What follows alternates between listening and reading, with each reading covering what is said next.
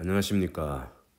자, 오늘은 속도와 가속도에 대해서 공부하도록 하겠습니다. 자, 속도와 가속도.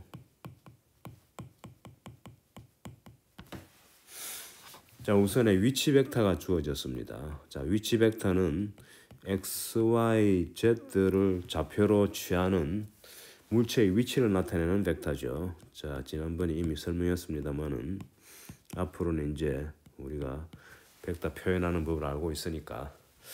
자, 여기 x가 바로 이제 위치의 x 좌표가 되고 y가 y 좌표, z가 z 좌표인데 x가 t의 함수로 어떻게 주어지느냐, 마찬가지로 y, z도 t의 함수로 어떻게 주어지느냐, 이게 이제 관건이죠. 자, 요 세 개가 주어지면은 사실상 운동의 경로는 이제 밝혀진 거는 다름없습니다. 그래서 이제 사실은 이 역학에서의 목표라고는 할까, 그게 바로 x, y, z를 갖다가 t의 함수로 어떻게 표현되느냐, 이제 이거 찾는 게 역학의 목표라 해도 과언이 아닙니다. 자, 그러면 이제 속도를 정의하겠습니다. 위치 벡터가 이렇게 t의 함수로 주어졌다고 가정하면은 이거로부터 우리가 속도도 구할 수 있고 가속도도 구할 수 있습니다. 자, 지난번에 사실은 모델을 몇 개 소개하면서 지구 표면 근처에서의 운동을 다룰 때 이제 각 성분만 그때는 소개했죠. 벡터라는 거 아직 배우기 전이었기 때문에. 그래서 각 성분의 이제 시간 변화율, 그게 어떻게 되느냐, 이제 그 위주로 했었는데, 이제는 벡터를 배웠기 때문에, 자, 배운 벡터 표현을 이용해 가지고 이 속도하고 가속도를 이제 제대로 정의를 해 보도록 하겠습니다. 자, 우선에 이제 이 t가 주어지면은 지금 여기 함수가 주어졌다고 보는 거죠. x가 t에 대해서 어떻게 변하느냐, y, z도 마찬가지로. 그때는 사실상 아까 소개했습니다만 운동이 이제 완벽히 주어진 거예요. 그러니까 각 순간순간의 속도가 어떻게 되고 가속도가 어떻게 되고라는 게 사실은 요 안에 다 지금 나타나 있다라고 볼 수 있는데, 그럼 이제 어떻게 찾느냐 하는 게 문제겠죠. 자, 그래서 이제 t 함수로 주어져 있으니까 t 값만 대입하면 r이 나오니까, 자, t 이꼬르 t1일 때하고 t2 두 순간을 고려하겠습니다. 자, 참고로 t2는 t1보다 크다고 가정합시다. 그래서 t1이 과거이고 t2는 미래가 되겠죠. 자, t1, t2가 주어지면은 사실상 시간 간격은 이제 주어집니다. 요 델타 t는 시간 간격이고요. 요거는 t2를 t1으로 빼면 되겠죠. t2 빼기 t1 하면 됩니다. 자, 그러면 이제 t가 t1일 때 위치가 어떻게 되고 t2일 때 위치가 어떻게 되느냐 하는 거는 t 자리에다가 t1을 대입하면 됩니다. x도 마찬가지, xt 자리에 t1 대입하고 y도 마찬가지, z도 마찬가지, 이제 대입함으로 해가지고 이제 위치가 나오겠죠. 자, t2도 마찬가지입니다. t 이꼬르 t2일 때 위치가 주어집니다. x t2, y에 t2, z에 t2 해가지고, 자, 이렇게 위치가 주어진단 말이죠. 자, 요때 이제 변이 벡터라는 걸 소개하겠습니다. 변이 벡터. 자, 요거는 t가 t1에서 t2로 변하는 동안, 이제 t1, t2가 주어졌다고 보고요. t가 t1에서 t2로 변하는 동안, 즉 델타 t라는 시간 간격 동안 위치가 얼마나 변했느냐. 그래서 요거를 앞으로는 델타 r이라 씁니다. 요거는 r, t가 요거를 이제 r2라 씁시다. 간단하게 요거를 r1이라고. 자, 그래서 t가 t2일 때 위치에서 t가 t1일 때 위치 벡터를 빼주면 이게 벡터의 차이가 됩니다. 이게 바로 변이 벡터예요. 자, 우리 저 벡터의 표현에서 배웠습니다만 이걸 구체적으로 표현하면은 x t2 빼기 x t1에 x 햇 더하기 y도 마찬가지죠. y t2 빼기 y t1에 y 햇 더하기 z t2 빼기 z t1에 z 햇, 이렇게 이제 주어지겠죠. 그래서 r t 이꼬르 t1, r t 이꼬르 t2가 주어져 있으니까 단순하게 빼주면 되는데, 자, 요게 이제 바로 변이 벡터라는 겁니다. 당연히 단위는 XYZ의 단위가 미터죠. 그러니까 델타 R의 단위도 미터라는 단위를, 즉 거리의 단위를 가지는 그런 양이라는 걸 알 수 있습니다. 자, 그럼 요 델타 R 이거를 델타 T로 나눠줍니다. 그게 바로 평균 속도라는 겁니다. 자, 그래서 평균 속도를 먼저 정의하겠습니다. 속도, 순간 속도 또는 속도를 정의하기 위해서, 자, 평균 속도는 이제 보통 V에 T1, T2가 주어졌다고 보고요. 영어 평균자를 여기서 쓰면 됩니다. 요건 어떻게 정의되어 있느냐? 방금 구한 변이 벡터를 델타 T로 나눈 거를 갖다가 평균 속도라 그럽니다. 자, 참고로 요거는 우리가 배운 벡터의 그거로 보면 델타 R은 벡터죠. 요거는 R2 빼기 R1이니까 벡터 두 개를 뺐으니까 그거를 1 오버 델타 T라는 스칼라로 곱해준 거죠. 그래서 스칼라 곱하기 벡터니까 이 평균 속도라고 불리는 이 양은 벡터 양이라는 것을 검증할 수 있습니다. 자, 그리고 1 오버 델타 T 하는 델타 T분의 1은 양수기 때문에 V 평균의 속도는 델타 R, V 평균의 평균 속도의 그 방향은 V 평균의 방향이죠. 요것의 방향은 요 델타 R의 방향하고 일치하죠. 자, 그래서 이제 요걸 그림으로 나타내기 위해 가지고 입자 경로를 입자가 이렇게 움직인다 가정합시다. 입자의 운동 경로입니다. 운동 경로를 뭐 편의상 이렇게 그렸습니다. 어떻게 될지 물론 XYZ가 주어져야 되는데 만약에 주어졌다 가정합시다. 자, 운동 경로라고 쓴 거는 일일이 이제 각 T마다 XYZ를 점으로 뚜두 찍어가지고 T가 쭉 변할 때 그 경로가 어떻게 변하느냐를 이제 연결한 선이죠. 문자 그대로 운동 경로입니다. 자, 근데 여기에는 이제 T라는 게 여기 이제 할당이 되어 있어요. T가 T1일 때는 여기고 T2일 때는 여기에요. 참고로 이 운동 경로 요거는 T 값이 할당되어 있다는 것을 이제 염두에 두세요. 할당되어 있음.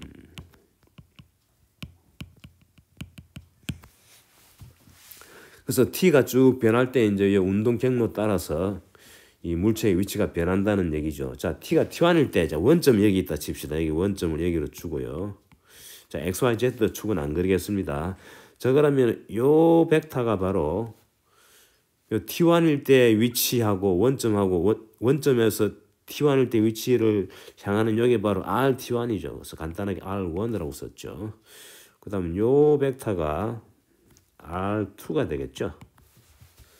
그래서 T1, T2가 주어지면은 두 위치가 주어집니다. 자, 그럼 델타 R은 어떻게 되겠습니까? 델타 R은 R2 빼기 R1으로 정의한 거죠. 그래서 여기 이제 변이 벡터라 그랬죠, 아까. 자, 이 변이 벡터는 기하적으로 보면은 기억납니까? 왜 두 벡터를 뺄 때는 요 R2 빼기 R1의 벡터는 R1의 머리에서 R2의 머리를 향하는 벡터다. 그래서 요 델타 R에 해당되는 벡터를 그리면 바로 요게 됩니다. 요게 바로 델타 R이에요. 델타 R.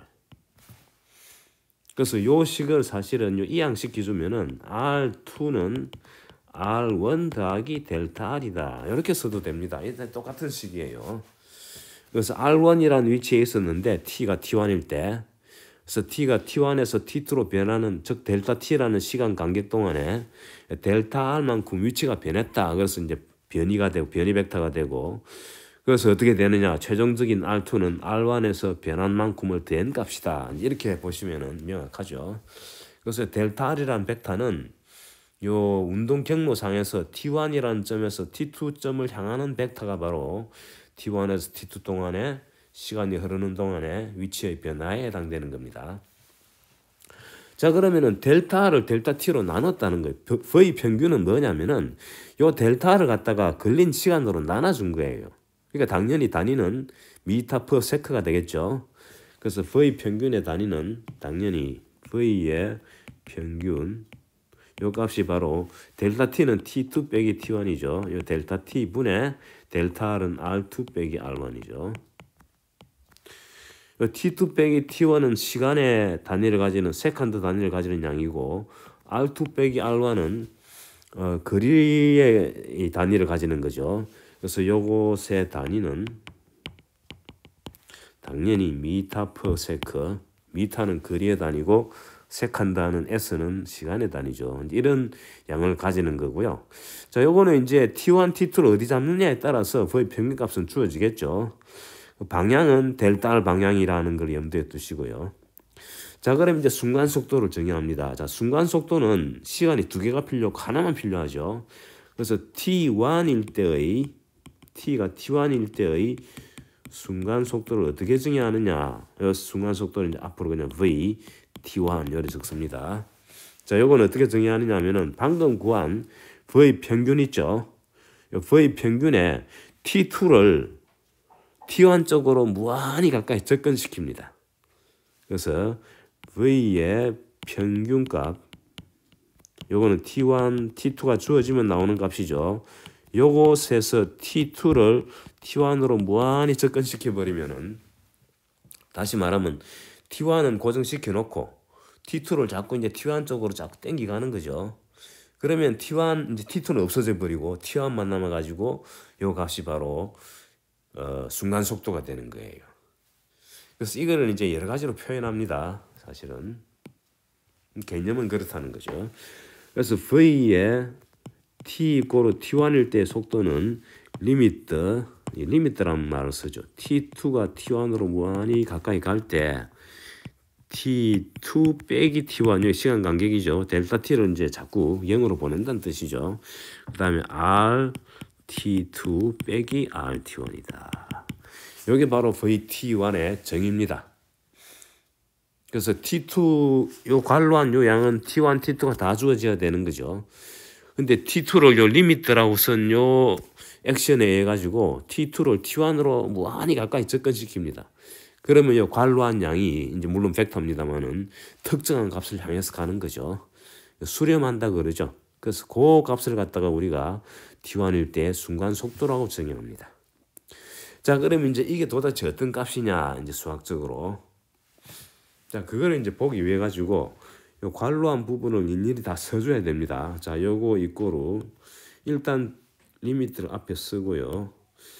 자, 참고로 t2가 t1으로 간다는 얘기나 델타 t가 0으로 간다는 얘기나 마찬가지죠. 사실 이렇게 표현하기도 합니다. 델타 t를 0으로 보낼 때 t2 빼기 t1을 그냥 델타 t로 쓴 거고요. 그 다음에 rt2를 r 괄로 열고 t1 더하기 델타 t, 이래서도 상관없습니다. 빼기 rt1. 사실은 요게 t2에 해당되죠. 여기 t2. 그리고 요 델타 t가 t2 빼기 t1이니까 똑같은 표현이에요. 그거를 이제 델타 t로 쓴 거죠. 자, 이제 이거를 성분을 다 이제 일일이 집어넣어 가지고 풀어주면은, 자, 이제는 시간 좀 걸리지만은 그냥 과정이 어려운 건 하나도 아닙니다. 델타 t 분대를 밖으로 빼주고요. 큰 관로를 열고, 그 다음에 이제 rt1 더하기 델타 t 또는 t2, 뭐 간단히 t2 써도 상관없습니다만은, 요거를 이제 xyz 성분들을 일일이 써주면은 x의 t1 더하기 델타 t x 햇 더하기 y의 t1 더하기 델타 t y 햇 더하기 z의 t1 더하기 델타 t z 햇. 요 관로는 요 x가 원래 t의 함수인데 그 t 값에다가 t1 더하기 델타 t를 대입한다, 그런 뜻입니다. x 곱하기 t1 더하기 델타 t가 아니에요. 해석을 잘 해야 됩니다. 자, 여기 바로 여기 해당되죠. 여기에 요 전체가 저기에 해당됩니다. 자, 그거 빼기, 그 다음에 이제 요것을 차리죠. 요거는 x t1의 x 햇 더하기 y t1의 y 햇 더하기 z t1의 z 햇, 여기 됩니다. 여기 이제 네모가 바로 두 번째 이제 rt1에 해당되죠. 그거 전체를 이제 계산해 가지고 델타 t로 나눠주면 되는 거예요. 자, 요거를 이제 조금 정돈을 해보면은 이 성분이 세 개가 이제 따로 나와 있는데, x 성분끼리 합치고 y 성분끼리 합치고 z 성분끼리 합치면은 요렇게 세 개로 분리됩니다. 델타 t가 0으로 갈 때 델타 t분 1에다가 큰 관로를 열고요. 그다음 x의 t1 빼기 t1 더하기 델타 t의 지워버리고요. 빼기 x t1, 그 다음에 관로 닫고 x 햇 더하기 y의 t1 더하기 델타 t 빼기 y의 t1에 괄호 닫고 y hat 더하기 z t1 더하기 델타 t 빼기 z t1에 괄호 닫고 z hat 이렇게 쓸 수 있죠. 자, 요거를 이제 다시 또 정돈하면은 이꼬르 리미트 델타 t가 0으로 갈 때, 자, 요 델타 t분의 1을 갖다가 요 세 항에다가 분배를 시켜주면은 첫 번째는 델타 t분의 x t1 더하기 델타 t 빼기 x t1.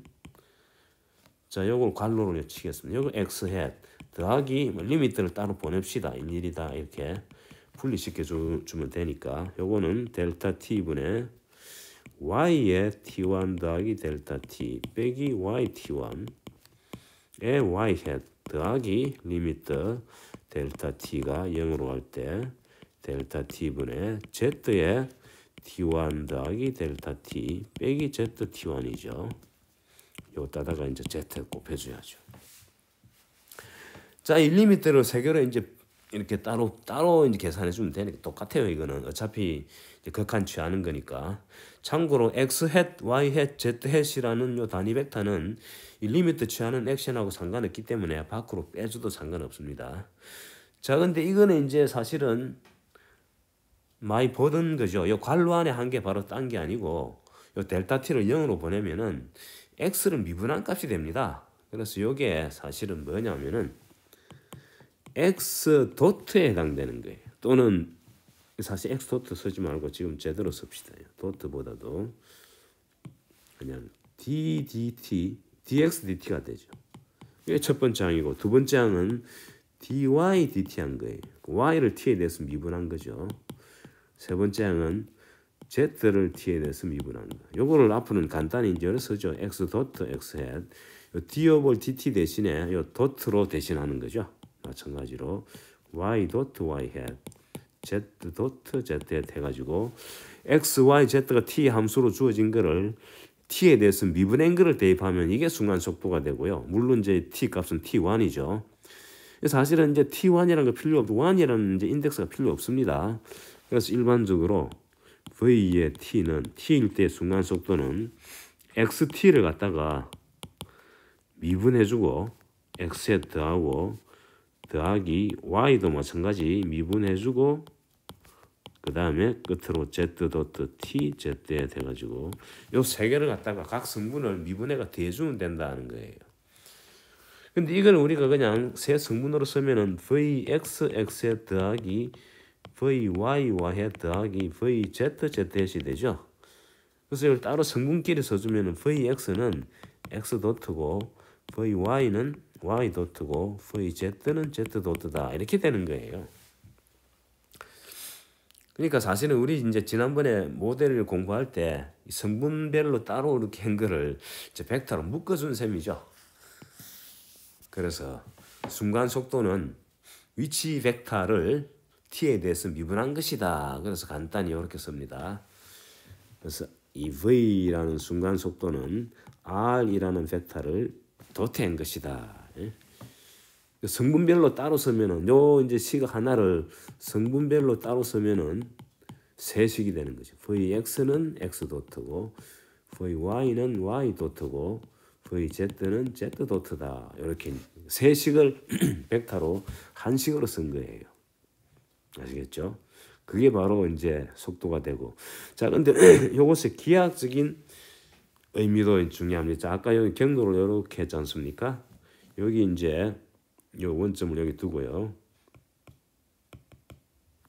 여기 이제 RT1이었죠. 여기 이제 T1일 때고 여기 T2일 때 위치다 칩시다. 그럼 요거는 이제 RT2가 되고요. RT1이고 RT2 아닙니까? 그럼 델타 R은 요게 되죠. 요게 델타 R입니다. 자, 근데 이제 요거는 평균 속도 할 때 한 거고 이제 T2를 T1으로 가까이 가져가게 되면 어떻게 되느냐? 자, 이 T2를 요 T2 값을 T1 쪽으로 가져갑니다. 그래서 T2가 요까지 왔습니다. 여기 이제 T2 프라임이 되겠죠. 요 때는 델타 R이 요게 델타 R이 됩니다. 아까는 요 까만 요게 T2가 요 T2일 때는 요 델타 R이 요거였는데 요게 점점 T2가 T1 쪽으로 접근하면서 델타 R이 변합니다. 요게 이제 새로운 델타 R이죠. 새로운 델타 R. 근데 T2를 점점 T1으로 가져가면 가져갈수록 말이죠. 요 델타 R의 방향이 그래서 T2를 T1으로 접근시키면 예, 이제 그림을 갖다가 좀 크게 그려야 되는데 뭐 사실 생각해 보면 됩니다. 이때는 델타 R의 방향이